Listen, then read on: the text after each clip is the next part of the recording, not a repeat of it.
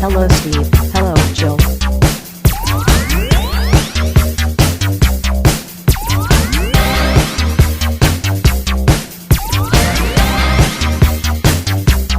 It's time to game classy.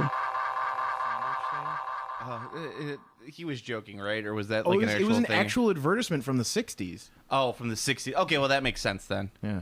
Looked fucking gnarly as shit. Yeah. And there was all these different varieties of how to put your Skippy peanut butter with your Hellman's mayonnaise. Ugh. I mean, So like, gross. like when you said Cliff, I immediately thought it was like some weird Southern thing because he's always like posting some like nasty thing that like you know like my great aunt Lucinda used to make this all the time and like, Lucinda, I ain't heard that name in nary a nugget a time. Oh God. So anyway, welcome to Game Classy. I am your host Joe, and with me as always is my co-host Steve. There's only 236 calories in this bag. How many serving sizes though? No. See, this is a British product, Oh, okay. so it just tells you what's in the bag. Okay. This pack contains 236 calories. Well, there you go. It's not too bad. No, not for chips. No. The carbomymates. There are 28 grams of carbohydrates, so that's a lot. But Woof. there's 3 grams of protein, which is surprising. It's because it's filled with. You want to know the It's filled with queen shavings. my favorite thing about it though is the first ingredient is maize. Maize. Yes, It's what the Native Americans call corn, Steve. maize, rapeseed oil, pickled onion. I like how they call it rapeseed oil too, because we don't even call it that. We call it canola. Wheat rusk, flavor enhancers, monosodium glutamate. Yeah, baby, you gotta get that MSG. Disodium ribonucleotide, fructose, salt, citric acid, potassium chloride, hydrolyzed soya protein. There's the protein. Contains wheat and garlic powder. Everything a growing boy needs. This is the also this is like super old now. Yeah, So- but I mean, that stuff never. It's gotta go. It's probably gone stale by now. I don't know. I really want to eat it, but I can't. So you could hold on to it because I'm sure it's not going bad anytime. Maybe I'll do soon. that. Maybe that'll after I've lost all my weight. My first triumphant carbohydrate meal will be this Monster Munch pickled onion Monster Munch. It was so good. You were missing out, bro. No, I tried it. It was not good. It was not good at all. It was good. Like most British food, it deserves to go in the trash. I want the other 3 months, the other 2 monsters, but that's after I've lost the weight with Yeah. the carbomymate You enemy. can if you want like some great Atkins style dieting, you can eat the British full breakfast. There's like infinite carbs. They got beans. They got the bread. Beans aren't really Beans are heavy carbs. Are they? Yeah, heavy carbs. high protein. That's all I know. They're good. The beans are not bad for you, but they're heavy carbs, Oh, I didn't know that. especially when they're going to be in. I know they're going to be in a sauce, like a baked bean sauce. Yeah, red sauce. Yeah, Yeah, that's but it's British, so it's carbs. probably like made of tea and milk. I mean, milk's got a lot of carbohydrates. Yeah. Actually, Oh man, I know you hate milk, and I know I do not like milk. I know, but God, I've had such like a hankering for like a big glass of milk before bed for the last few days. It's so weird. I don't know why. I've just been milk, like, milk is really gnarly to me. put a little Nesquik in there, just mix it up just a tiny bit, just to give that hint. I'm having like a Pat B moment because that's something like he would do. Pat B seems like a guy who would be like breakfast. He'd be milk. Pat B's milk toast. Oh yeah, Yeah, No, he's milk Pat toast. B would be the type of guy who'd be like, yeah, I'm gonna have a glass of milk before bed. And it's like, what did you put in there? Oh, yeah, Fruit Loops. It's like you put Fruit Loops in your glass of milk. Yeah, wait for them to dissolve, and I drink it down all at once. Pat is into sugar. He loves his sugar. He is into sugar. Yeah, You would not know that by his. I wouldn't say petite frame, but quite average frame. Well, I think that's because he's from Minnesota, so he's from that northern stock. That northern stock. It's the maple syrup. It's the maple syrup. It's sugar beets is what it is. It's sugar beets. The Pat B his family's got quite tied up in the sugar beet market. All right, we're gonna have a possibly. Well, hopefully, if he has the time, we're gonna have another throwdown in the Street Fighter Fighters. on Sunday. Street Fighter. Yeah. Oh, is he going to be in on Sunday? I believe so. We're gonna do the cast, and then he's off on another whirlwind adventure. I invited him to the Games Plus auction. Oh, nice. He's always wanted to go. He's never gone. He went. I took him once to like a board game auction, and he was so fast. He was like a small child. He just no, he wasn't like a small child. He was like literally.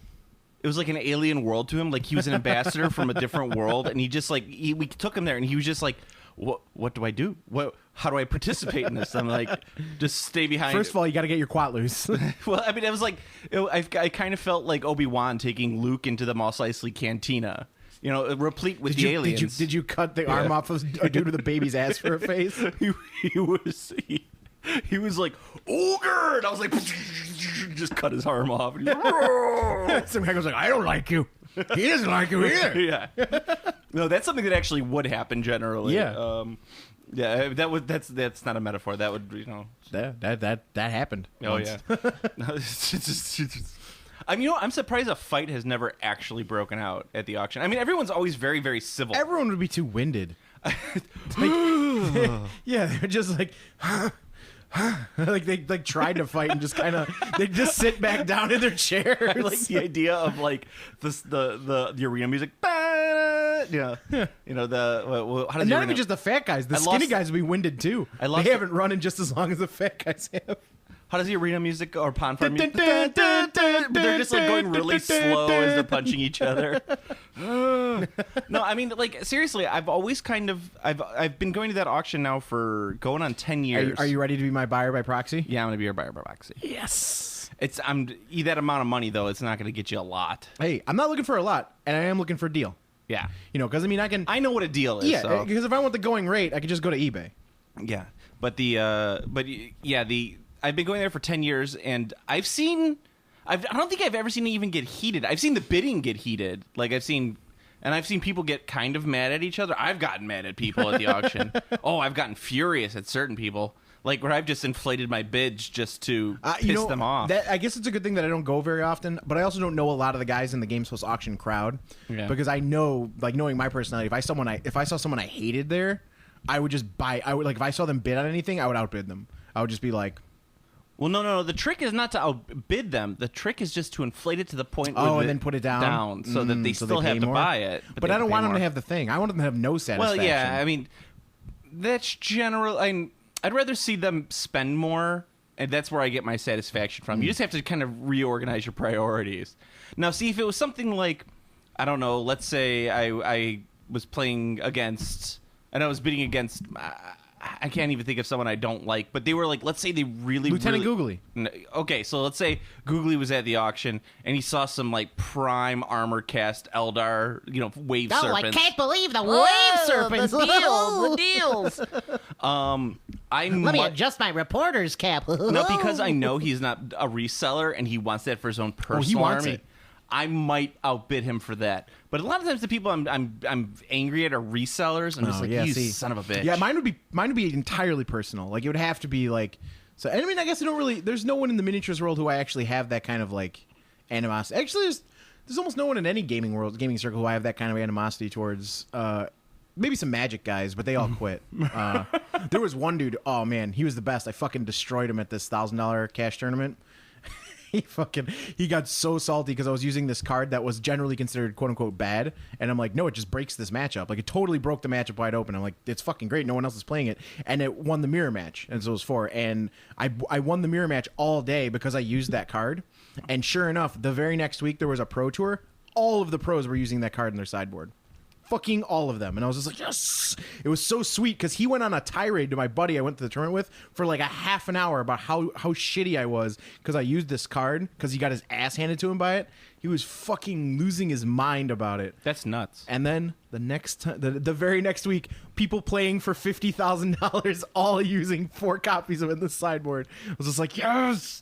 Oh! It felt so good. I mean, it also felt good to win the $1,000. Well, yeah. The tournament. That's what I would say. That part was good, too. It was a good day. It was a good day. But yeah, it was a good day to die. He had to quit Magic to sell his cards to pay like his bail or for legal fees. I don't know. I think he's in prison. So I think he's in prison. That's where he belongs. That's where he belongs for doubting your magic abilities. No, he just belongs there in general.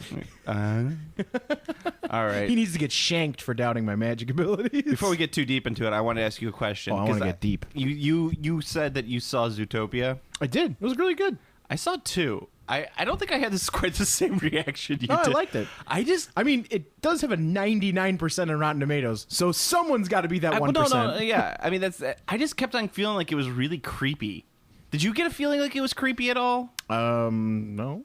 I felt like it was really like Disney made a movie for furries. I don't believe that at all. I don't know. It felt really weird. Disney's been in the anthropomorphic animal game long before. I know, but it felt like there was like a lot of like furry stuff in There it. was Like they were specific, nothing like whoever. specifically. I don't know. I mean, you could say it's fan service, but like that doesn't exactly work that way because that means that anything that's anthropomorphized animals is fan service know. because they were here's the thing, they were walking and talking animals. Yeah. In that yes, they were anthropomorphized because they were standing walking around, but for the most part, they still just looked like animals. Yeah. Because the big thing, they all had different sizes. There's the tiny the hamsters and stuff, and the elephants are big. The big thing with like furries is everything is mascotted. God, yeah. So everything is humanoid, human size. It's a like human body, animal head, like for the most part. I just kept on thinking to myself while watching the movie, I go, there's going to be a lot of art on the internet about this movie that I'm not going to want to see. That's anything. I know. It's hard for me to explain. It's like I felt it was a good movie and it was done well and all the animation was great. The story was okay, but I mean, my kid laughed throughout the entire thing. But I was just like, yeah, it was good. I kind of felt like it was really weird. I kind of felt like more weird to me than like The Amazing World of Gumball.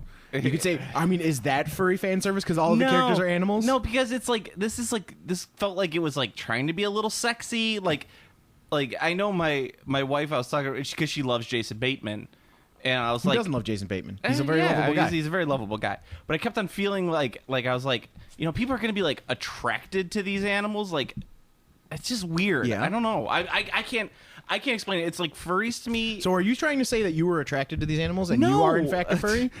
I'm having mixed up feelings, Steve. I believe we are outing your furrydom, which is fine. What is your persona? I, for example, I'm not a furry. I'm a pokey. So I have a pokesona, and my pokesona is Garbodor. Oh my He's God. a giant pile of garbage. He's my pokesona. Oh God. It's like you know what? I always say, like how like I don't understand My Little Pony fans. I don't understand bronies at all. Like I cannot understand that. Here's the thing. I will go. I want you to finish, but I'm going to throw something real quick.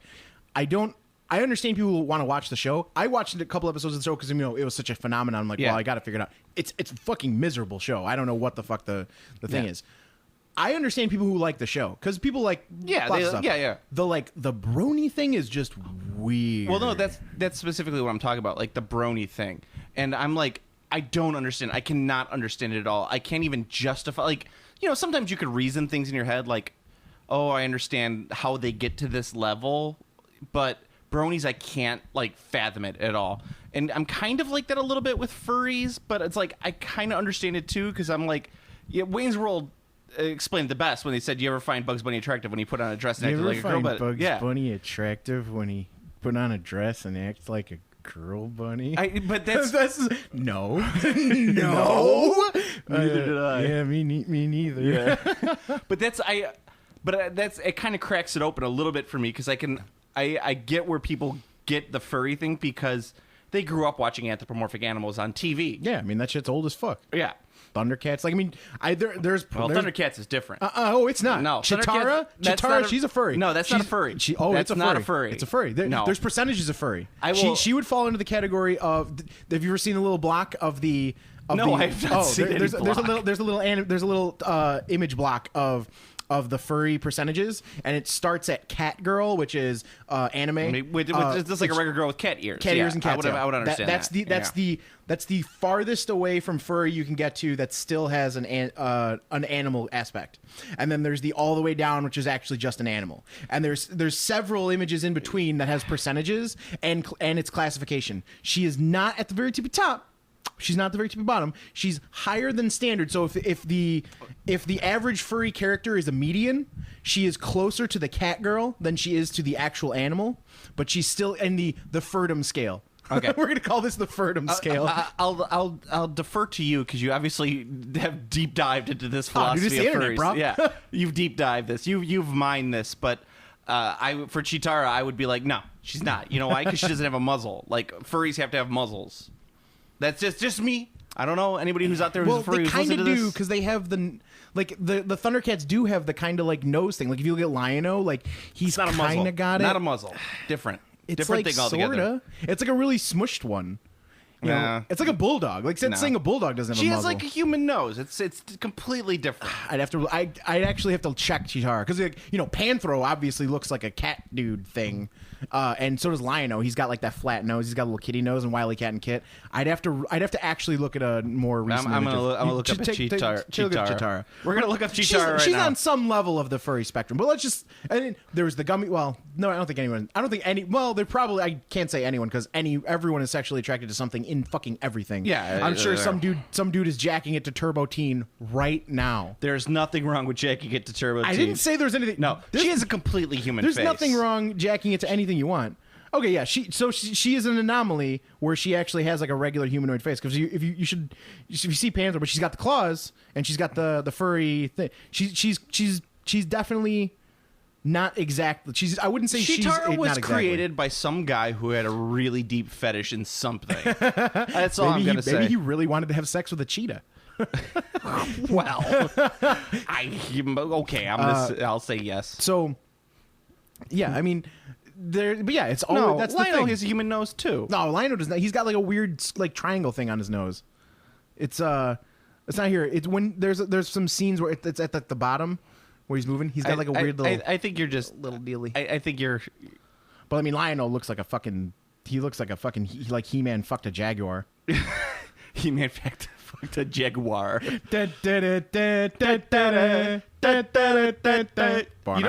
know who wrote that theme song? No idea. The guy from Inside the Actor's Studio. Really? The guy who he's like the guy who basically is between the two ferns. Yeah, the guy who's like, what is your favorite swear word? He wrote the Thundercats theme song. I don't know if he... That is a very bizarre and somewhat interesting piece of trivia. I don't know if he wrote the music or if he just wrote the lyrics, because the lyrics are, Thundercats are on the loose. On the move. On the move. Thundercats are loose. I mean, it's not like a really complicated lyric scheme. It's not like he's no Alan Thicke, you know. You take the good, you take the bad, you take them both, and there you have the facts of life. Facts of life. Yeah. Yeah, I don't know. I enjoyed it a lot. It was good. I disagree. I think Disney is completely within all rights. I'm not saying they're not. It's like Kung Fu Panda. Kung Fu. All animals, brah. Yeah, same thing. It just felt like this was. I think it's because it was taking place. It was because they were wearing T-shirts and not traditional Chinese garb. Yeah, I think that's what it is. So if everyone was in in karate outfits, it'd be fine. I've never been to China, for all I know, they're just full of anthropomorphic animals over there. That could be just a normal thing. They just got pandas and tigers just walking around sharing noodles, saying skadoosh and stuff like that. Makes sense. I'm so mad that they came out with another damn Kung Fu Panda movie. The first one was pretty good. I'm tired of kids saying skadoosh. I hate that. Well, luckily for me, I don't have to ever be around children, so I don't get to hear them say skadoosh. All right, let's talk some gaming stuff. James actually wanted us to talk about how Warhammer is no longer the top dog. It's been dethroned for a while. X-Wing's beaten it more than once now. So I saw someone saying on there that this is the first time X-Wing's beat it, and that's not accurate. No, it's not accurate. It's not accurate. It's not accurate at all. However, the thing that really matters about that top miniatures list is that Star Trek Attack Wing is number 5 for some goddamn reason. Well, it's because miniatures games are miniatures are such a small market. There's not a lot of room to move. No, the thing that actually matters, and the thing that matters to all miniatures fans, is that War Machine has never been number 1. Oh, does that bother people? I think that's the thing that bothers people. Just a perennial number 2 has got to. It's got to stick with you. I mean, if I'm going to say anything about War Machine, it's a perennial number 2. Yeah, like that's got to. It's a poop joke. I mean, that was a joke on multiple levels, really. Yeah, hey, we're high class here. Game classy. But then, I thought it was weird that it was called that it was Warhammer. It wasn't Warhammer 40K. It's because it's everything. It's just they just put it as Warhammer because it's that means everything Games Workshop. But I mean, it should say Games Workshop. But specifically on the last year's list, it was said Warhammer 40K. Yeah, it should just say Games Workshop because they put everything under there. Yeah. Because Warhammer Fantasy is not a game anymore. No. So neither is Lord of the Rings. So, but Lord of the Rings has never been on the list anyway. So yeah. But I mean, it's a specialist game. They don't put Blood Bowl or anything like that. I'm sure that number is all of their shit put together. Plus, it's kind of hard to keep that. Well, I'm gonna let a dirty little secret out here that I think is probably not a dirty little secret to anyone who's in the business. But one of the things you have to do as a trade store, and you might not have to do this anymore, but one of the things you used to have to do, can't confirm if it's right now, but one of the things you used to have to do is keep a list of stock, and you had to have stock at a certain level.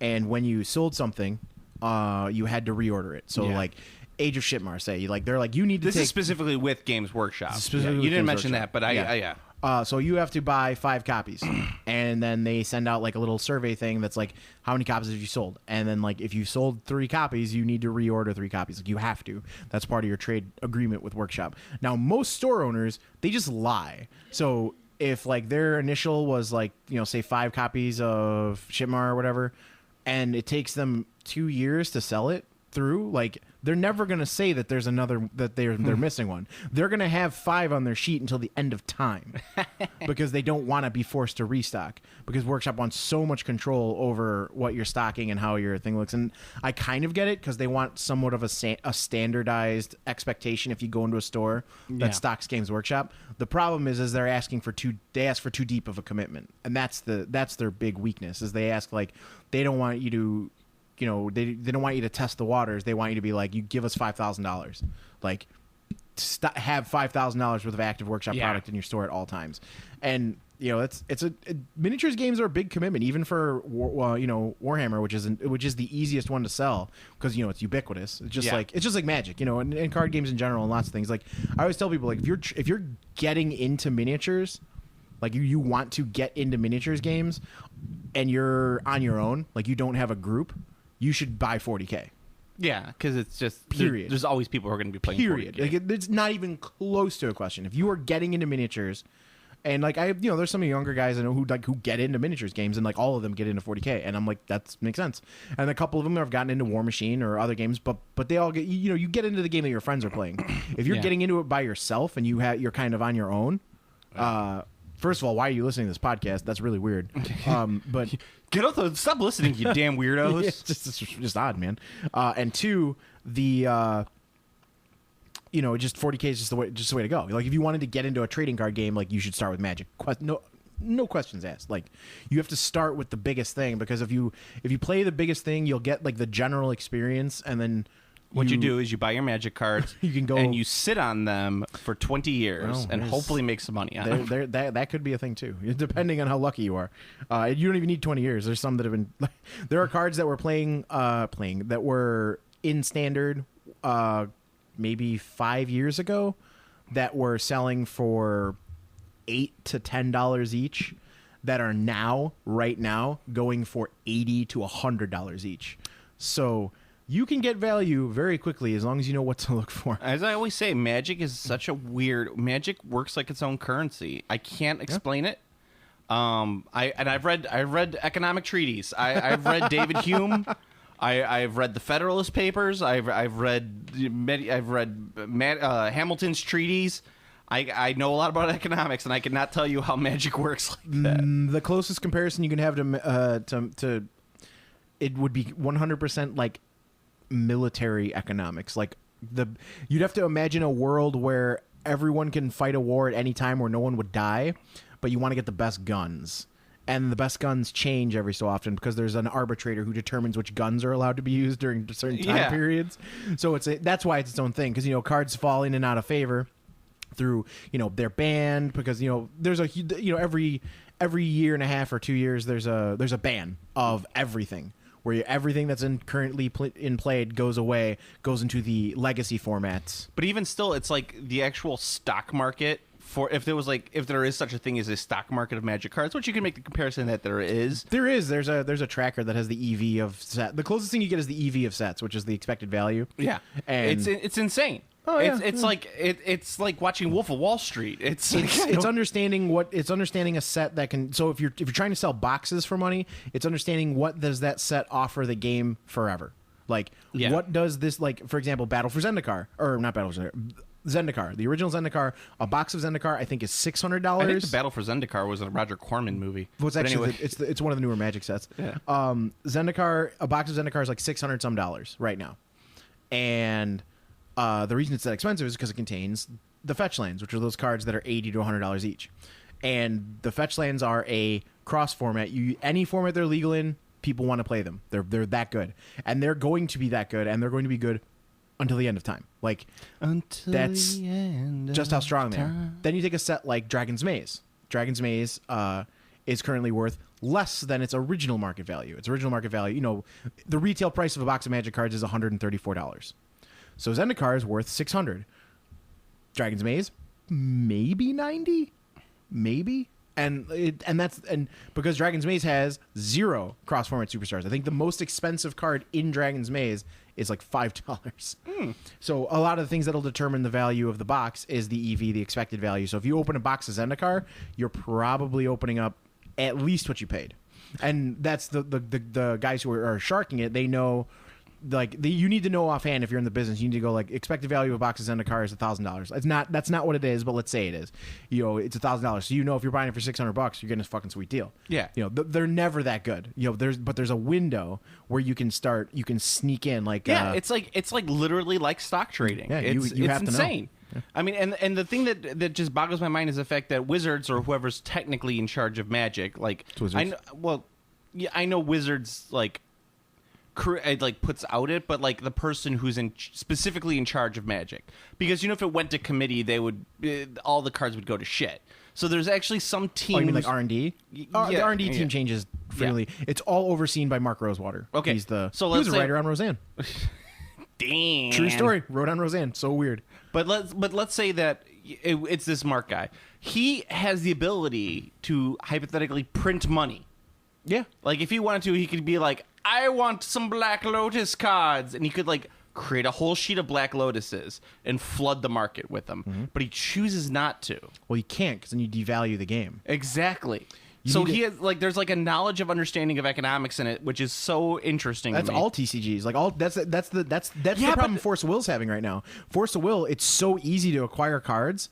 Their EV on boxes is tiny. Yeah. Because the most expensive cards you can get in Force of Will are all variants. But if you're there to play competitively, you can put together your deck for nothing. But just like anything else, like all minis games, like what minis game has the best resale value, hands down? Well, resale value is a different story than what you're talking with Magic. Like resale value for yes, you can resell 40K easily. Well, yeah. It's been shockingly difficult actually. Wow. Fantasy models have been selling better than 40K right now. But out of any minis, workshop games, right? I mean, and same thing with card games. The card game with the best resale value of all time is Magic. That's not actually exactly true. Magic has longevity. The sets have longevity, but the profit margins are smaller than in most cases than other. Like Yu-Gi-Oh, the most cancerous game that exists. When a new set comes out of Yugi, if there's a great card in it, that card is $300. Can we call people who follow Yu-Gi-Oh Yuggalos? That's pretty funny. Yugalos. Yugalo. I call it Yuggy because to teach me how to Yuggy. To teach me how to Yuggy. Oh, that's bad. Yeah, I like Yugalos. We're gonna call them Yugalos from now on. I just call it Yuggy. It's just it's all Yuggy. Let's move on. Let's move on to some updated information, shall we? So that would there's cards in there that are worth $300. There's a huge amount of thing. But all card games need to have that threshold of. Yu-Gi-Oh is the worst example of there are cards that are worth hundreds and hundreds of dollars, and then everything else is worth fucking nothing. Force Will, nothing is worth anything. They're just it's another problem.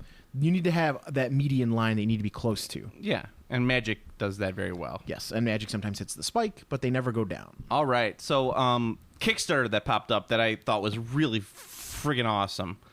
Sandy Peterson's Cthulhu Mythos for Pathfinder. Did you see this Kickstarter? Nah.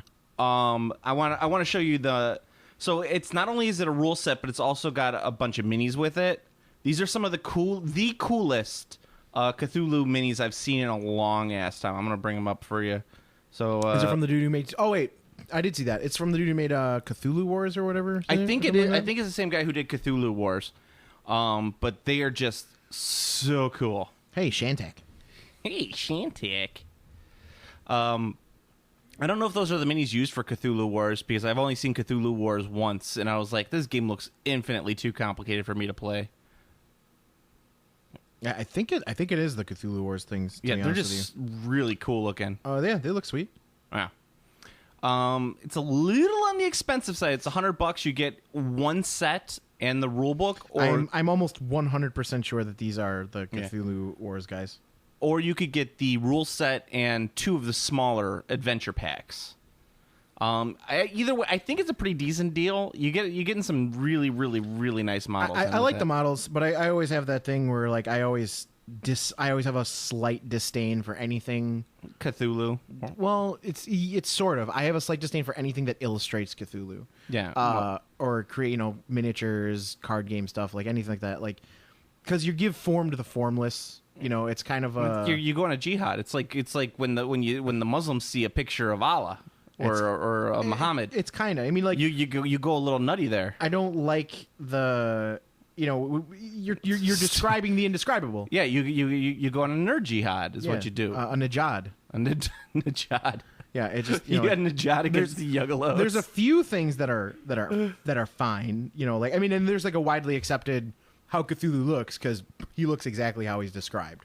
And there's a lot of things that are, there's a lot of things that are described specifically by Lovecraft or people who have written in the Fish people. the Lovecraft mythos. Right, fish people. Like you want to make minis of fish people, that's cool. But like I think it kind of removes a little bit of the magic when you show me what a Shoggoth looks like, what you think a Shoggoth looks like. I'm kind of like, that's not exactly what I thought a Shoggoth looked like. But then it gets permeated and you think about it and it replaces your mental image of what a Shoggoth used to be. And now you know that like, oh, it looks exactly like this, which is the Fantasy Flight Games illustration of a Shoggoth from Arkham Horror or whatever. I could see that. I don't really mind it as much. It's just like a really weird I personal got over complaint. that. No, I get it. Like it's like when I was reading Game of Thrones and then I watched the TV show. I'm like, that's not what that guy looks like. That's not what he looks like at all. Yeah. And then you just get over it. And now the people look like that in my head. they've destroyed your imagination and replaced them. And there's a few things that are reasonable. Like I said, the fishmen, the deep ones, because they're very well described. Or like the Hound of Lang. Oop, I fucked your shit up. Oops, fucked your shit up. They're like a Hound of Lang. Like they're described very specifically. But I mean, it looks cool. It looks sweet. I think role playing in the Cthulhu mythos is stupid. I think it's the dumbest thing in the world. I don't like the idea of sitting down and like, we're gonna play a Cthulhu game. Like the only way a Cthulhu game works is if you do it you can do it exactly once. And I might have talked about this in the podcast before, but a properly run Cthulhu Mythos game has to be completely disguised in every capacity as another game. Like, you have to tell everyone you're playing Pathfinder, and you just, like, make a Pathfinder game, and then all of a sudden, after, like... And you need to be flawless at this to make it really work. You need to, like, start putting in, slight directions towards, like, a little bit of weird stuff. Yeah. And it cannot be obvious, and if any of your players are familiar with the mythos, you have to be very careful to not tip your hand too early. And then after, 10 sessions or something where you guys are just playing, like, and I'm saying, like, you're playing vanilla fucking Pathfinder, like, you guys are fighting rats and, like, skeleton and shit, or whatever game, like a detective game, Gumshoe or some shit, whatever you're playing. Then at session 10, suddenly the fucking... The drapes fall, the light shines through the window, and suddenly everyone realizes they're in the fucking middle of the Cthulhu mythos. They all go insane and die. like that's the way to do it. Like to like surprise them with like, oh, by the way, it's a fucking nightmare. Like, you guys walk into the house, like, you walk into an inn. Oh, the inn's walls are fucking flesh, and they're bleeding, and there's a disgusting hag thing in the center of the room with its body contorted. It's facing forwards, but also facing backwards, and describe things like that, and just, so they're like, oh, shit, this isn't the game we signed up for. I know you love, you do love reading Cthulhu stuff, and you love Sherlock Holmes. Yeah. There was a great short story written by Neil Gaiman. I don't know if you ever read Is it. it called it's the green something, right? Yeah. There's a board game of it. Oh, is there really? Yeah, it's called it's escaping me, but I know exactly. It's Sherlock Holmes versus the Cthulhu Mythos. Yeah. There's a board game of it. It's the Emerald. A Study in Emerald. A Study in Emerald, yes. Yes, there's a board game. Just goes to show you there's no good ideas out there anymore. They've all been absorbed. Justin, would you like to join my American Gods role-playing society? I am currently playing as Money. By the way, that's my new thing now. Anytime any casting comes up for any TV show or any movie, I'm just gonna go, well, that's just Hollywood whitewashing again. Just anything. Anything. I'm so tired of hearing about it. So tired of hearing about it. What about money? No, about whitewashing. Oh well, I mean, Well, you probably don't. You probably could be tired of hearing about it. You are white. You don't need to worry about it. Well, I know. I just I don't know. I'm just tired of it. I'm tired of just hearing about it. So that's my new comment now. It's It just must be awfully convenient for you to be able to just be tired of it. I just have you know I'm 164th Cherokee, so it's okay. Wow. That was awful. Going on. You should feel bad. New Arena Rex figure. That guy's looking pretty sweet. The guy with the hyena handler. Yeah, that guy looks fucking badass. Yeah. So it's, once again, you know, we talk about it every once in a while. Arena Rex, fucking play that game. Yeah, it's go the play jam. it. It's $100. It's fucking phenomenal. It's the jam. It's a very small investment for a lot of return, and it falls into the wonderful category of cheap expensive. Steve's favorite category. I love cheap expensive. That's where I like to play. Speaking of just expensive, Rum and Bones Second Tide is coming. The MOBA-based board game. Yeah, you know what? You know what you should do instead of pledging to that game? Get Arena Rex. You know what you should do instead of playing a MOBA-based board game? Play an actual MOBA game online and realize how miserable it And is. I was gonna say, like, I can't advocate that. MOBAs are rough, man. They are. Unless you're above the age of 24, then your hands are too slow and you shouldn't bother. I had a lot of fun playing Defense of the Ancients too. Yeah, do you remember when Dota came out, dude? That's a long fucking time ago. Yeah, well, the second one, Dota 2. Oh, right. Not the okay. I was thinking, not the original one. I was thinking the original like mod of Warcraft. No. Well, I did play that too, but no, I'm talking like just recently, like the last few years. Yeah, well, it doesn't require as much as StarCraft, and that's why I think they're catching on. Catching on. The reason I think they've exploded and like usurped StarCraft as like the most popular video game thing. League is huge, right? Is because they're more accessible because you can be less physically adept and play them because it's that. Well, I mean, it's true. Like that's one of like the StarCraft 2 professional Korean players. They have like a career lifetime of like 4 years because you need to be able to put in 180 actions per minute or whatever their ludicrous requirement is. It's probably more than that. And like if you can't do that, you will actually lose to the other guy because he inputs faster than you. Like you just lose. You're just like, I'm not fast enough to play this game. You know what? Speaking of video games, I finally finished Grimrock. After like taking a year off of playing it. Sweet. Finally played. Now I'm playing Grimrock 2. The game is fucking 1,000 times better than the first one. Yeah, and the first one's great. Yeah. Holy crap.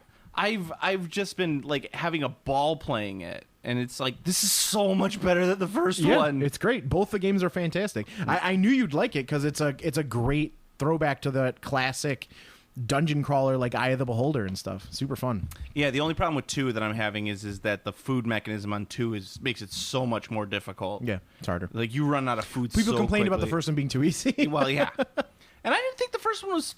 Well, the first one was a little easy. I mean, it wasn't like I was able to blow through like the first. I think the first one I wouldn't call it easy as much as I would call it forgiving. Mm-hmm. And it's not like the second one is unforgiving. It's not a grind, and it's not like it's not difficult, but you have to become a lot smarter in the way you play. Right. Yeah. You have to manage properly. Yeah. What was I going to say? I lost my train of thought. I was thinking about Grimrock now. I go play some more Grimrock. Go play some Grimrock. Do I have any more gaming? Sexy anime pictures? No, I'm not. No more sexy anime pictures. We only did it once. Yeah. We were supposed to do it. We're supposed to get more hits with it. Actually, we get the most amount of hits whenever I put up something having to do with Games Workshop. So if I say, like, this is a review of this game, people are like, oh, I'm going to click on this. And, like, they're like, on the last one I put up, it's like, look, the review is not for this game is not till this specific point in the podcast. And people still fucking complained about it. Still awesome. fucking complained about it. And I was just like, God damn it, you guys all suck. Everyone I don't know why I have a gaming podcast when I hate all gamers. All fucking miserable human beings. Well, I mean, how about that butt action tournament? You ready to go be surrounded by your people? I am. I'm actually excited. Adepticon's coming up in, what, 3 weeks? Yeah, I don't know. Yeah, well, because next week is C2E2. Oh, and C2E2, I was, so I got my buddies going. They're my non-gamer friends. So these are people who have, like, introductory level gaming. Like, the most complicated game I've ever had to have them play is Catan. Seriously, that's like the level at which I introduced them at. I ran role playing with them over Halloween. It went really well. I ran that zombie game with them. Well, role playing is really accessible. You don't need to know anything how to do it. But I mean, you just need to know how to play pretend and like follow instructions. I mean, but that's the thing is like there's certain people who are always like, oh yeah, I'm gonna play roleplay, and then they're always like the type of person who's like, I'm gonna go and whip my dick out. Well, yeah, I mean, they can be a thrill-do, but that person's just a dickhead. Yeah, exactly. Like, they're not. There's no difference. They're just being a fucking dick. So just be like, okay, now go away. But these guys were pretty good with it. They did actually a really yeah, because they job. wanted to play. The guy who's like, I'm gonna put my dick out, doesn't want to play. He's just being a dick. He's just being a dick. So I'm like, well, C2E2, they're getting a hotel. I'm not getting a hotel because I like to sleep in my bed with my wife. But they're all gonna like the four of them are all gonna get a hotel and share like a bed together. They're gonna pack in like Abraham Lincoln and his buddies. No, you just fucking hit the floor. It'll be all good. Yeah, not for me. No, I will go home and take a nap. I will go home and sleep in my giant bed and be fine. When I'm really conning, it's that's always the best. Just fucking stumble into the room at fucking 3:45. Pass out on the floor, wake up at 5:30, like, I gotta get to the tournament. Well, that's different. That's different. No, this is like, well, first of all, it's not fair because one of the friends brings his wife. And of course, if there's two beds in the room, they're going to share a bed. So it's not like any of them ever get the opportunity not to be on the bed, which is fucking bullshit. I absolutely cannot stand that. That's against the rules. One of them has to take the floor at some point. That's what I'm saying. It's like, but every convention. Unless they're paying more for the room. Yeah, well, I agree. But this is But no. I always go by the split, man. Like, I mean, technically there are two of them paying for the room, so they do technically are paying more. Yeah, no, they're not paying more. Really. It's they per have to person. pay more. Well, they have to pay more per person each. Like that, I would agree with that. Yeah, but it doesn't matter if you want to insorb the bed rights. But it doesn't even matter because, like, okay, so they share the bed. That's fine. But then the other guy. The other two guys who go, they don't drink. So they're usually in bed by like 9:30. So me and the other guys, we're out drinking. So by the time we get back in the room, they're already in bed. And like all four of them have taken up the bed already. And there's like no discussion about who gets the bed or what. It's fucking bullshit. I don't agree with it. That's why I never share a room. Well, I mean, anymore. I'd say that's just the level of people you're with. You got to be with serious con-goers. I agree completely. That's why I don't share the room with them.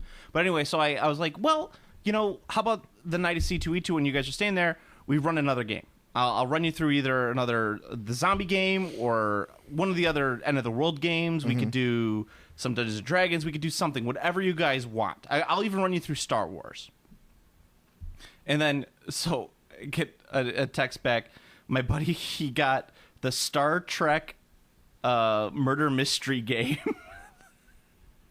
He's like, let's do this. The How to Host a Murder? How to Host a Murder Star Trek The Next Generation. The face Steve is making is amazing.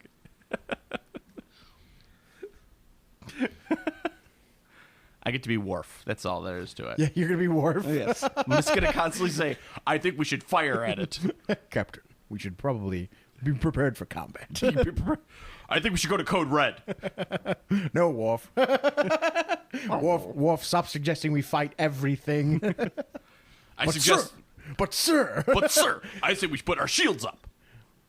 Actually, this time he's right. Put the shields up.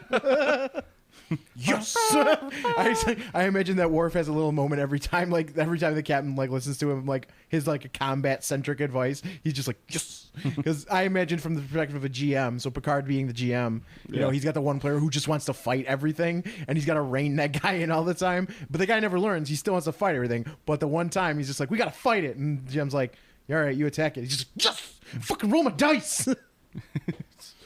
You think Worf like gets up in the morning, he looks himself in the mirror, and goes, "The captain's going to listen to me today. The captain is going to listen to me. My advice is solid. My advice is latinum. I think he sees it and he just goes like, combat today. Today we will have combat." Yeah, and he's just standing there in front of that screen all day long because of how long it actually takes them to get from point A to point B in the Star Trek universe. We don't see it. It's just kind of like them, like, and it's like Geordi's just like walks in and he's just like, "So, what's going on today?" "Nothing yet. But there will be combat. There will be combat today." "All right, buddy. You keep up that vigilance." I'm going to go fall in love with another hologram lady. And then he meets her in real life. And Yes. Hey, you know what? That's exactly Leah Brahm. That's exactly like falling in love with a fictional character played by an actor. When you meet the actor and you're like, oh, that guy was a dickhead. Yeah. Not anything like his fictional character. Yeah. Jason Bateman doesn't look like a fox at It's all. To quote Aerosmith, falling in love is hard on the knees. I thought you were going to talk about love in an elevator. Oh, there's also love in an elevator. It's going up while you're going down. They had a video game once. It's called Revolution X. Music is the weapon. Music is a... Stop the new order bus. Find Joey Kramer. Man, Stop the new order bus. No, the... so weird. But yeah, it's... No, actually... Yeah, it's like, how are we gonna do How to Host a Murder with the fucking... We don't even have a cassette player anymore. Who has a cassette? Does it come with a cassette? Yeah, it comes with a cassette. Wow, he found a vintage one. Yeah. 'Cause they still make those. They make those now, but they're Yeah, DVDs. oh no, this is totally vintage. The DVDs. DVDs. or compact discs, if you will. They're fun. I like them, but it's just like Star Trek: The Next Generation. Really funny. I told him he has to play Deanna Troy's mom. That's what I told him he Luxana has to Troy? Luxana Troy. She's so horny all the time. She just wants to have sex. I want to with play the big giant dude. I'll get stilts. I'll be her butler, her caddy. Mr. I can't remember his name. Gorn? No, not Gorn. Morn? No, Morn is Deep Space Nine. And, yeah. Mog? I can't remember him. Ah, He's a big, tall dude. Doesn't I say know. anything. It's Lurch. I know, but my Star Trek now, I have to know the shit. Gotta rewatch it repeatedly. It's hard. Yeah. It's hard. It's hard, man. You gotta get that shit in You gotta get that. I remember Geordie's holographic girlfriend, Leah Brahm. Yeah. That's a good one. I mean, that episode's real funny. Yeah. It's at the end, it's like, yeah, Geordie got disappointed in love again. I always love how Geordie just always he lucks out. He always misses out, man. He can't. He strikes But out. you know what? We both know that his first love is that dilithium powered engine. Oh yeah, no, that's Scotty. That's Scotty right there. Scotty doesn't love anybody but his ship.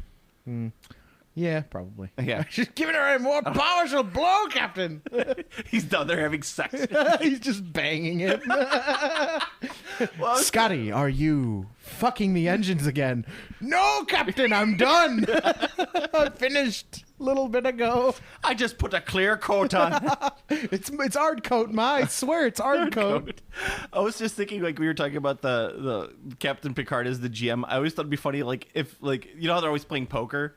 Like, what if they actually, like, they come in one day and Picard is actually GMing, like, an actual Star Trek, an actual, like, role-playing game? Nice. Riker's like, I hit him with my sword. All right, number one. I like that action. Roll your attack score. So, no, it would be like, all right, so you're going into a tavern. There's a barmaid behind the bar. I seduce the barmaid. Roll your charisma. You failed. How did I fail? I'm Riker. I can't fail charisma. Commander, I'd like to remind you that this is a role-playing game. You are not yourself on this tabletop. Damn it, Data, I know that.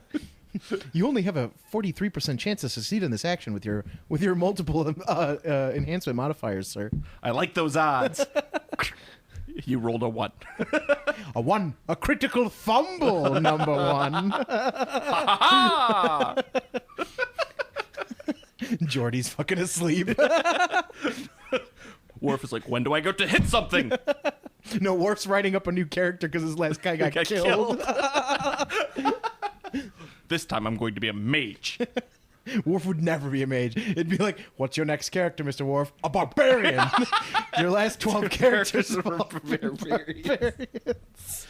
This one has an axe. The last one had an axe. This is a two-handed He axe. just keeps remaking the same barbarian with the same like bad spread of feats and stuff. Just like, this is the way it's done. I need the exotic weapon so I can use a batleth. I don't understand why I keep failing. This is the optimal output for a barbarian. I would watch that show. Just the whole show is just the fucking Star Trek who really like not actually getting into any space adventures. No, just, not at all. Just Just playing role-playing, D&D. yeah, with those characters. I would watch the fuck out of that. Deanna's constantly going like, we shouldn't go in there. The captain's planning something. Stop reading my mind, Troy. You're cheating. You're cheating. No meta at the table. Metagaming out of the room. Your character's frozen in Latinum. It's good. It's funny stuff. It's funny stuff. I was also thinking about Tickled my fancy anyway. I was thinking about Star Trek anyway. It's because I know your hatred of hipsters and in general, but do you ever think in Star Trek that there are people who like prefer the taste of real food? Like they see it as like it's hipsterish. Like it's like I know the replicator can make this, but there's nothing quite like the taste of real eggs. I'm actually Benedict. almost 100% certain that happens in an episode. Does it? Where someone's like, I don't know how you can eat that replicated crap. I make my own food. Blah. Like, Was it Cisco's dad? I can't remember who it is, but I am almost 100% certain there were a farmer or a colonist or something. But was it Picard's brother? No, With the wine? Picard's brother said was talking about the synthahol. Yeah, Renee. Yeah, he was talking about the synthahol. That also happened. And then he got killed off screen in Star Trek 7. That was fucking bogus. Yeah, it was really bogus. It was stupid. Star Trek 7's like one of the worst movies. That's Generations, right? Yeah. Yeah, Generations was not that great. But again, it had parts. Again, like most things Star Trek, it has parts that are good, parts that are bad. Star Trek 7 was mostly parts that were bad. I mean, Malcolm McDowell was pretty cool. It was incredible. Oh, I don't want to get into the plot of that movie. The plot of that movie is terrible. Oh yeah, the plot is. Well, just the entire movie. It is like, and even First Contact, which I like, is not a very good Star Trek movie. Insurrection, I think, is probably my favorite Next Generation movie. Insurrection? Yeah, I really oh like my Insurrection. god. I love the fucking skin stretchy dudes. Oh my And the god. dude- No! when the Yeah. the station. Oh my exploding. god, It's good Insurrection is like one of the worst. stuff. No, movies. I liked Insurrection. This It was comes fun. runs up with the big purple bazooka and he's shooting. That was shit. awesome. Oh god, it's terrible. That was awesome. They have fucking heavy weapons. Yeah. Picard makes the jokes like, I don't know how they do it on Deep Space Nine, but we're on time here. Fucking Worf's all fucking apologetic, like, sorry, I'm fucking late. Oh, it's yeah, that's and fun. Nemesis is almost as bad. Whatever. I mean, like I said, the movies are never as good as the show because whatever studio executive at fucking they do the opposite of what. So like, I'm sure I don't watch Agents of Shield because fuck it. But I'm sure there 'Cause fuck it. I'm sure there are Agents of Shield like nods or references or like there's some sort of continuity with the Marvel movies. The TV show follows the continuity of the movies. The movies can give two shits about the TV show. Okay. Well, there's still some sort of continuity there, right? Yeah, there's a little bit. So the biggest problem with all the Star Trek movies, all of them, and I think this is universally across all of the films, with the exception of the new ones because they're doing whatever the fuck they want, is that they didn't like. For example, how many Next Generation movies are there? 5?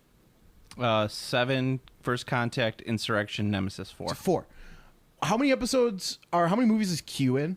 None. Yeah, none. How many movies are any of the recurring villains in Star Trek Next Generation in? Minus the Borg. 1, the Duras sisters are in Star Trek Generations. Oh, yes, that's true. Are they? I thought they died in the... I thought they were already dead. No, they get killed Okay. in Generations. Well, the Borg were in. Was that the Borg? Other than the Borg, it's just like, but like, there's no, I don't know. Khan They kind of just, yeah. There's no Khan. Khan. They kind of just do their own. God! I was kind of surprised they got away with putting Khan into the second movie because I'm not. That movie was terrible. Khan requires. You didn't like Wrath of Khan? No, I'm talking. Oh, I thought you meant like the. Oh no, no, Abrams verse. No, not the Abrams. The Abrams No. verse doesn't count. It's its own thing. Its own thing. It is a completely separate thing. I don't need your J.J. Abrams movies. Your Jabrams. Jabrams is his own thing. But I think the Jabrams movies are fine in a vacuum. Yeah, the second one's not very good, but I think it's impossible for me to properly evaluate the second movie because I can't remove my own personal biases and knowledge of the film Star Trek II: The Wrath of Khan when I see that movie. Wrath of Khan. It's very difficult to do that. But those movies. Oh my don't God! Star Trek Attack Wing is in 23 waves already released. That's a lot. They don't have there's no effective callbacks. You're not rewarded for watching the show at all by watching those movies. Yeah. And one of the complaints about one of the I think it was, I don't know, whatever. It's so, those movies need to exist in their wider universe, but instead they're standalone movies, which is what the producers all wanted. They're like, no, people have to be able to watch this who've never seen Star Trek before.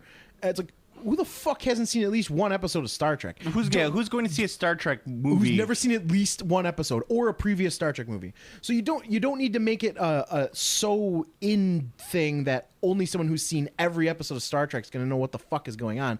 But how about instead of doing Generations, where fucking stupid ass Shatner is in, looking all old with fucking Picard, completely nonsensically. You want to know why the story for the first one is so fucking bad? Because they had to figure out some sort of logical reason why William Shatner is not a fucking pile of dust when the time so he could meet Picard.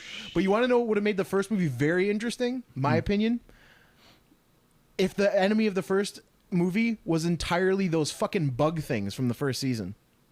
Oh yeah, like give them in a like. Oh, that they were back, like, because they never they resolved that one dude's head exploded, and they never really talked about those bug things ever again. Yeah, no, they didn't, because there was well, they didn't catch on. The Borg fucking swept those guys, the interest in those guys, completely away. Well, it wasn't that. It was that the producers hated it. They hated that concept, and they didn't really want to do story arcs like that in that first season, which is stupid. Story arcs are the best thing. Yeah. But so I mean to say, so throw that in your first movie, and because you can make the movie work by itself, having those things as the villain. What? And it gives you a big callback to just like why everyone loves First Contact so much is because people love that movie so much because the fucking Borg are in it, and everyone who knows anything about Next Generation. I think people like it because of Alfred Woodard, but that's just me. Is he Zephyr Cochrane? No, that's James Cromwell. No, Alfred Woodard was his African American companion. Oh, okay. Yeah. Right on. But Captain, and perhaps the barmaid has one of those aliens in her. No, Worf, he hasn't mentioned that since their first session. There are no more aliens inside any more people. I wrote them out. I wrote them out. They didn't catch on. Wrote them out. Nobody liked them. They were too hard. Yeah, they were very difficult. Remember, Riker's character was dead in 2 combat rounds. I'm still upset about it, Captain. Stop crying, Will. Stop crying. But he was such a cool bard. Wesley. Yeah. No, dude, Crusher would try to bring like the fucking the boutique character from like these like Acrobat? These like 3 supplements. No, it's like it's a character he's cobbled together because it's like, well, I could use this class and then multi-class into this, and then if I take these lists of feats, it's just like, stop trying so hard, Wesley. God damn it. Wesley shows up with like a Pathfinder stack of cards. No, and Guinan walks in and she just goes, and acrobat, and throws down and sits at the table. No, Guinan would walk in and she'd be like, well, say, what are you guys doing? We're playing Dungeons and Dragons, and she just turns and walks away. Or she could be like, oh, well, if you're playing Rifts, maybe I'd just leave. Well, I don't think she'd play Rifts. She had a bad experience with the Rift. That's true. Bringing it back. Do we have anything else that we need to talk about gaming wise? I don't know. There's probably a bunch of stuff. Did we talk about anything gaming wise? Yeah, we talked a lot about gaming stuff. Okay, good. Okay, good. I don't pay attention. I mean, we didn't talk about gaming news so much. We talked about a lot about gaming. Star Trek. Not really. I mean, there's a Star Wars Carcassonne that's coming out. So I mean, if you like Carcassonne and Star Wars, you can buy Star Wars Carcassonne. You know, I have Carcassonne, but I've always thought to myself, I'd really like this reskin so I could buy a whole nother box and play the exact same game over again. Oh, but this one comes with Stormtrooper and Darth Vader meeples. Oh my god! Do I get Kylo Ren? No Kylo Ren. I'm sorry. Do you know how fucking insanely popular Kylo Ren is with little kids? Oh yeah, they love him. The fuck? I don't know. My daughter loves him. I fucking hate Kylo Ren. That just makes me hate him even more. I know you hate him. I'm actually looking forward to that Blu-ray release so that the supposed like 45 minutes cut is in the movie. Yeah, it's supposed to be amazing Blu-ray. We'll see. Yeah, but I don't know. The digital comes out like fucking Jabrams. I think the same weekend as Adepticon. I do want to see that 110 Cloverfield Lane or whatever the fucking movie with John Goodman. Oh yeah. Looks That- really weird. You know, I've heard that it's very, very good. So cool. yeah, I like John Goodman. I'm not gonna. Who doesn't like John Goodman? John Goodman's like, he's possibly the least threatening person in Hollywood. You know, I really like watching Family Guy. And every time they make fun of John Goodman, I feel really bad because I'm like, why are you guys making fun of John Goodman? You should write Seth MacFarlane. You should be like, lay off Goodman, you dick. It's not like it's like, you know, some people they can make fun of, and I'm just like, whatever. I don't really care. It's whatever. But it's like, don't make fun of John Goodman. He's just a good guy, you know. I mean, I obviously don't know John Goodman, but I've never heard a negative story about John Goodman. So I'm waiting for someone who listens to like fucking immediately like be like, this fucking John Goodman dick. Here's some and just like John Goodman. More like John Badman. Yeah, where like I always hear that. I always hear like nothing but good things about him. So I heard he hires illegal immigrants to choke him in the bathroom while he masturbates. It's not a bad thing. He's a job creator. it's creating jobs. All right, job creation. So do I have any more gaming stuff? Ooh. Well, I mean, I know the auction stuff will. Let's just read off the things from the tabletop gaming news. I already kind of looked over it. I didn't see anything of relative importance that I cared about, so to speak. Yeah, I mean, there's really.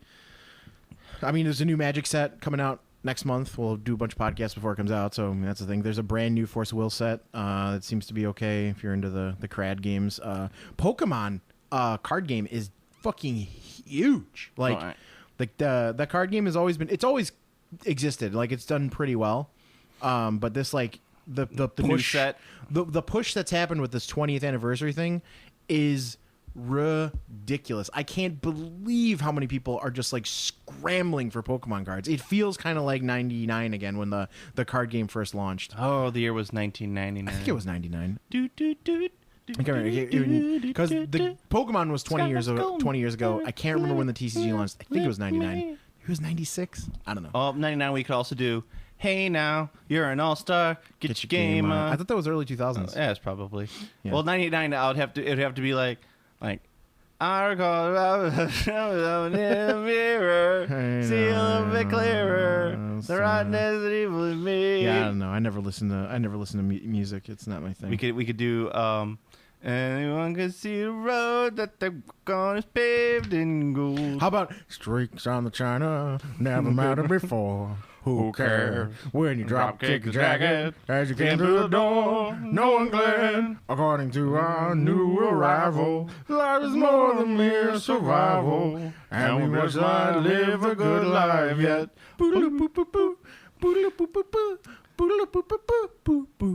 And before anyone gives me any shit about the fact that I sang the abbreviated theme song, I only ever watched Mr. Belvedere in syndication, and they didn't play the whole song. I found out much later that the song's like a minute and a half. So upsetting. Okay, I was actually going to say something, but I'm glad you countered that. So upsetting. But you also did the little piano play off wrong at the end too. But I'll give it to you. But there was. I'm not an actual piano. Steve, not piano. Check that off the list. All not right. piano. No, I was gonna say something before the Pokemon thingies. Before you were talking about with the Pokies and the Mons and the Pokemons. So hot right now. Oh, House of Strahd is huge right now. Oh, the Curse of Strahd? Yeah, Curse of Strahd. Everyone's that's all they're talking about. Well, yeah, it's the first D&D 5th edition supplement that's not goddamn Forgotten Realms. It's just like everyone's losing their goddamn minds about. I mean, about Ravenloft's Strahd. also fucking sweet. So Yeah, but I mean, it's just like I can't believe the amount of people that are losing their minds over how it's Curse of Strahd, right? Yeah, Curse of Strahd. Yeah. But I not keep only- wanting to call it House of look at Strahd, it but like that was an this. adventure Not manual. only is it the first non-Forgotten Realms supplement for 5th edition, there hasn't been a Ravenloft supplement made since 3rd edition. Not 3.5, 3rd edition. Yeah. So that's Well, actually, 3rd edition it wasn't even official WotC. Sword and Sorcery. It was Sword but and Sorcery. still, that's 3rd edition. Yeah. So, I mean, you're talking, that's like 20 years. Yeah. It's been fucking 20 years since an official Ravenloft supplement's been printed. The last official Ravenloft supplement was printed when Pokemon was brand new. Straight down China. Yeah, so I mean, that's fucking, it's ridiculous. There's there's a lot of hype for it. And also, the book is gorgeous. The production quality is great. And the content is amazing. There's like the high quality scans and the maps that are in there. Like there's places that you could get the high quality scans of the maps. They're just gorgeous maps. The problem I actually have with that book isn't anything to do with the book or whatever. The problem I have with D&D right now is the can't keep anything in stock. It's not even that. It's just like the D&D structure, the RPG structure, as any game store owner knows, and anyone who's played an RPG group knows, you have the DM, who's generally tasked with buying many books. Yeah. But the DM needs one copy of each book. Now, let's say everyone who plays is this is almost impossible, because almost anytime you sit down in a role-playing game, nobody knows the fucking rules, or has even read the rules, or has even glanced at the rules, or owns a copy of the rule book.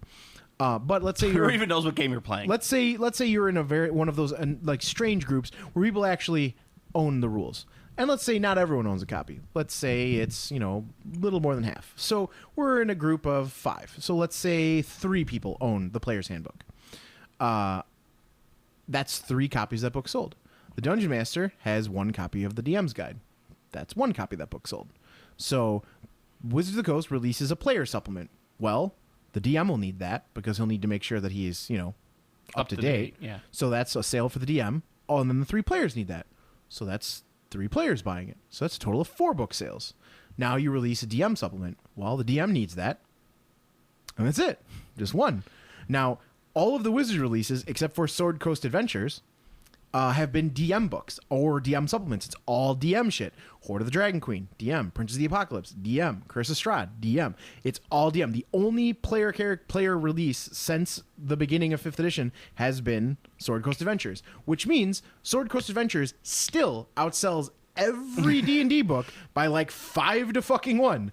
So I would like Wizards to actually release a little bit more of a structured system. Like, if they're going to do... I really like their frequency. Their frequency, they fucking nailed it. It's the opposite of what Pathfinder's doing, where they just flood it. Pathfinder's just like, take everything, and then they just have their giant dick, and you're like, I can't possibly take a dick that size. And they're like, oh, don't worry, I'm using more lube. And you're like, it doesn't matter how much lube you go. The body is... the mind is willing, but the body is spongy and weak. And, so that's the strategy. And, Wizards, I'd say, is releasing it at just the right... They could even go a little bit faster if they wanted to, but not by much. Maybe like... tiny little bit. Like a month. Yeah, if that. But they're doing really good with that. The problem is their targeted release. Everything's for DMs. I never thought about it that way. That's actually a pretty smart way of thinking about. Like on your end, it's like, no, that doesn't make any sense. It makes no sense. Like, I understand. So you like want Player's to Handbook and Sword Coast Adventures sells a shit ton, way more than anything else. Yeah, way more. So what it would make sense is that for each release, so let's say they do Curse of Strahd, is that split the book in half. So one half. I wouldn't even split the book. Just have if you're going to do a setting supplement like that, have a fucking player's book. Yeah. Like the next book. So the follow up to Curse of Strahd. Actually, the first release should be a Ravenloft player's manual. Yeah, that's the first release, and that is new classes, new etc. Like the Sword Coast Adventures guide. You do that, but for Ravenloft. Yeah. It's new characters. You could even put some you get the background, you got the history, you got some like locations and shit like that. But that's stuff player that your knowledge. Character should know, right? If you're playing inside Ravenloft. Yep, you got it. And then these are the dirty gypsies. Don't touch them. And then you release Curse of Strahd. Yeah, and then it's all DM shit. It's all like maps. It's all the places. The companion book. It's the Dungeon Master's Guide to that Ravenloft player's handbook. So there we go. Yes. Wizards of the Coast, if you're listening, because I know for some odd reason people in the industry listen to our podcast. No one else does. Impossible. No, actually, people in the gaming industry listen to our podcast. Really? No one else does. Weird. Yeah, I don't know. Maybe they're like, we're going to do everything these guys say not to do. A wave serpent, eh? they're just like, nobody likes these guys. Nobody listens to these guys. People, when they leave reviews, they review how much they hate them. So obviously, we're going to take their opinions and not listen to them. Yes. But let me jot it down to make sure you're like, Steve wants more player supplements for D&D. He's going to run it. He's got his paper, runs in. Boss, look, the Game Classy guys. He was complaining about having more player supplements. Triple the DM supplements. Go. No, what it is it's the webcomic of all of the people of the guy at Wizards of the Coast saying like, how are we going to sell more books? And then the people at the table are like, I think we should make more DM guides. I think we should triple the price. Art books. Yeah, art books. And then it's you at the end and goes, I think we should release more player guides. And then it's the next shot is you flying out the window. Just tossing me out. Yeah, makes sense. More DM guides it is. All right. Go to planetarbitrary.com for your Planet Arbitrary needs. You can follow me on Twitter at Planet Arbitrary. You can follow Steve on the Game Classy Facebook page / Games Classy Podcast. You could also like our sister podcasts, the Pat's Retro Video Game Review podcast, a.k.a. Play On, which is hosted by Steve and co-hosted by... Well, it's hosted by Pat. Steve, and it's got Pat. It's like... Pat's is like Robin. That's Wow, I've become the Batman? Oh, I was going to say the Howard Stern. Oh, but- sick. Yeah, he's your Baba Booey. Nice. Yes. Baba Booey, Howard Stern's penis, Baba Booey. And you can like their Facebook page as well, the Play On Podcast Facebook page. You could also listen to Comic Book Logic, which is hosted by me with my co-host Kevin, where we review comic book movies.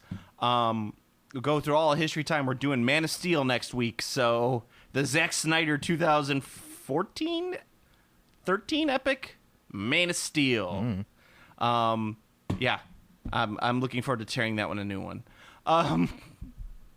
The best thing you can do to help out the podcast is to like, comment, and subscribe on iTunes. You like the Christopher Reeve Superman, don't you? The 77 one? Yeah. It's not bad. Yeah. It's actually way more fun than you remember. It goes on infinitely too long. It's like a 3-hour movie. That sounds... Yeah. Sounds good. And it doesn't make sense. None of it makes sense. Why'd have to be Superman to do that, Lois? Yeah. Yeah, like, comment, subscribe on iTunes. You can also like, comment, subscribe on YouTube, or the Game Classy Game Classy podcast is live and uncut on the YouTube. That's where people leave the best comments. YouTube. Oh, yeah. Yeah, You know it's like they're just like, I don't understand this podcast. You guys suck. You guys suck. You guys need to be talking more about the contents of Death Watch Overkill. It's got models in it. Fuck. Well- You already bought it. What the hell do you want our opinion on it? If you're listening to this, I don't think our opinion would ever sway anybody on any Games Workshop product. People's opinion. God damn it, no one should be swayed by anyone's fucking opinion. You need to decide for yourself. If there's someone whose opinion you trust perfectly, you should still decide for yourself. Well, yeah, I mean, I don't take that for absolutely, because there are people's opinions that I do listen to, and I won't do something or eat something based upon someone's opinion if I trust them. Yeah, I mean, I will absolutely try it myself. I don't give a fuck. But people if someone I trusted with my life says you shouldn't eat that hamburger, it's gross. I'll be like, I'm gonna fucking try this hamburger, because you know what? They might be wrong, and I can't take that chance. Because that burger might be delicious. You more eat out of spite. I mean, well, no. See, if it was bad, no. See, here's the thing. I'll try it due to my own, personal nature. Like, I wanna know. I gotta know. I have to know. Like, if someone's like, "That's the grossest thing I've ever eaten," I'm like, "Well, I gotta fucking try this." Speaking of which, here's my lunch for today. Well, this Look is at not this. gross. This looks delicious. This Look looks at like that size of that. looks like a caterpillar roll. That's a Godzilla roll, and that thing was 3 inches in girth. Looks solid. Yeah. I like it. I mean, that thing was insane. Each piece of sushi, 3 bites. Sick. 3 bites. That's sounds insane. Awesome. That sounds awesome. You know how much that cost me? $12.99. $10 All right, that was close. for the entire meal with the tamago. Yeah, that was close. So I have to try it. Now here's the thing. They said it was the grossest thing ever. I will finish it out of spite. And I'll be like, it's not that bad. And then you throw up on And then it. I'll just be like, God damn it, it's so bad. God damn it. Yeah, I'll try it due to my own nature and having to know myself. But the finishing it, that's the spite. That's where that kicks in. That's how I can finish it. That's how I can get the chutzpah to devour the rest of the really gross burger. Oh, I also forgot to mention, Comic Book Logic has its own Facebook page now. So you go like our Facebook page for Comic Book like Logic. Kibble. What? Kibble. CBL. Kibble. Yeah. Kibble. CBL. That sounds like a Cincinnati radio station. CBL? Yeah. Baby, did you ever wonder? Is it the Cincinnati theme song? Whatever became of me. What the fuck was the name? I'm WKRP here, in Cincinnati? Right here in Cincinnati. Cincinnati, WKRP. I know that song. Like, I'm familiar that show existed. Never seen an episode. It's actually a really good one. The reason why it never ran heavily in syndication is because it used a lot of popular music and they couldn't get the rights for a lot of syndication. That's Drew Carey. Yeah. Drew Carey can't come back. Like, that's why there's no Drew Carey streaming or home video release, because of the music. Because of the music, yeah. Daria had the same issue because Daria used a lot of pop music at the same time, and Yeah. it And was Beavis and Butthead, too.